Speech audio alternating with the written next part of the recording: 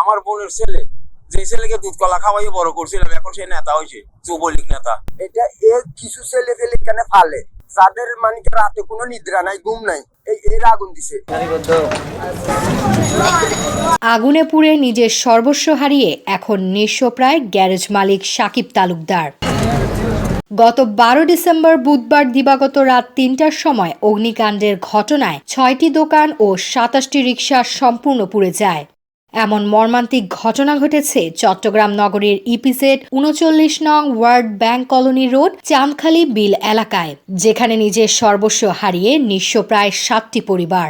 3:30টার সময় এখানে আগুন লাগছে বাঙ্গারি দোকানের ইন্ডিয়া। এই 3 মাস আগেও একবার লাগছে, লাগার পর আমরা বর্ষার সময় লাগছে, আমরা নিভে বন্ধ করছি আগুনটা। মনে করেন এখান তো মাথা বন্ধ গেছে 8 মিনিটে, মনে করেন আগুনটা এইভাবে আগুন আমার জীবনে আমি চোখে দেখে নিয়েছি আগুন পড়তে বিল্ডিয়া, বুঝছেন, এইভাবে মনে করেন পড়ছে। ফায়ার সার্ভিসেরা আইসে এবার 2 গাড়ি আইসে নিভেছে, ঠিক আছে। তাতে আমাদের মনে করেন বহু টাকা লোকসান হয়েছে। মনে করেন আমার 12-13 লাখ টাকা ক্ষতি হয়েছে। আমার পাশাপাশি বাইরে যারা আছে মুদি দোকান, চার দোকান, ঠিক আছে, গড়পতি এরা মনে করেন 4-5 লাখ টাকা অনুমান করি এরকম হইবে আর কি। এত একটু কম হইতে পারে বা এত একটু বেশি হইতে পারে আর কি।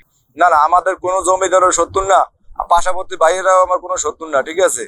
এখন আগুনটা কে বা কেটা লাগাইছে সেটা আমরা জানি না। মালামাল আছে, ফ্রিজটা কিন্তু বাই করতে পারি, ফ্রিজে চললে ঘুরে বই গেছে। আমি সবার লাস্টে এসে আর কি। আমার ক্যাশ টাকা সহকারে মালামাল অনেক লাক্সারির মতন খেসা গেছে, 4 লাখের মতো খেসা।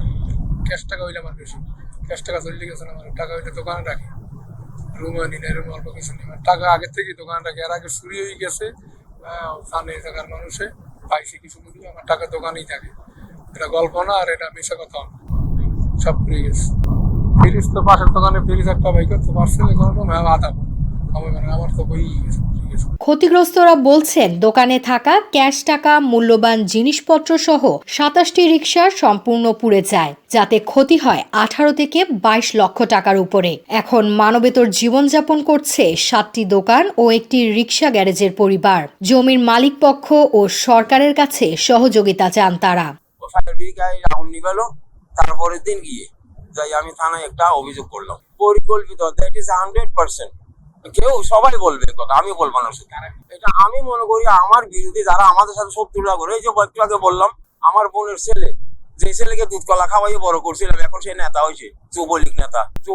মহিউদ্দিন বাচ্চুর সাথে তার বন্ধুত্ব, মিজানুর রহমান মিন্টু আলিশাবাড়ির, সে চালাইছে পরিকল্পিত হবে। সে আবার আত্মগোপনে যাওয়ার পরে আরেক ভূমিদস্যুকে দিয়ে গেছে, সেই ভূমিদস্যুর লোক গলিও চালাই দিয়েছে বলে আমি এটা মনে করি। এখানে আমার একটা ফুফাতো ভাই আওয়ামী লীগ করতো, এই ছিল ভূমিদস্যু, সোজা কথা এক কথাই।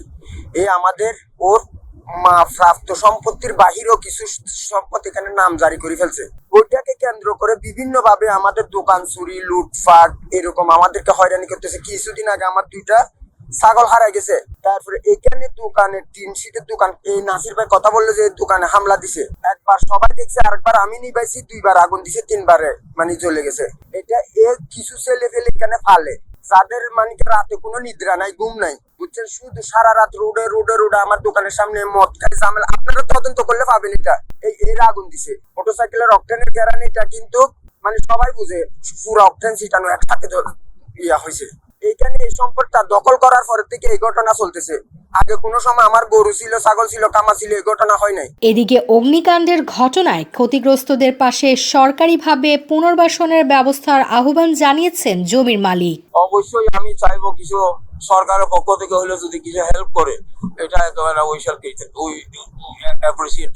অগ্নিকাণ্ডের ঘটনায় ক্ষতিগ্রস্ত পরিবারকে সরকারি বা জমির মালিকের পক্ষ থেকে ক্ষতিপূরণের সহযোগিতা করবে, এমনটাই প্রত্যাশা ভুক্তভোগী পরিবারগুলোর।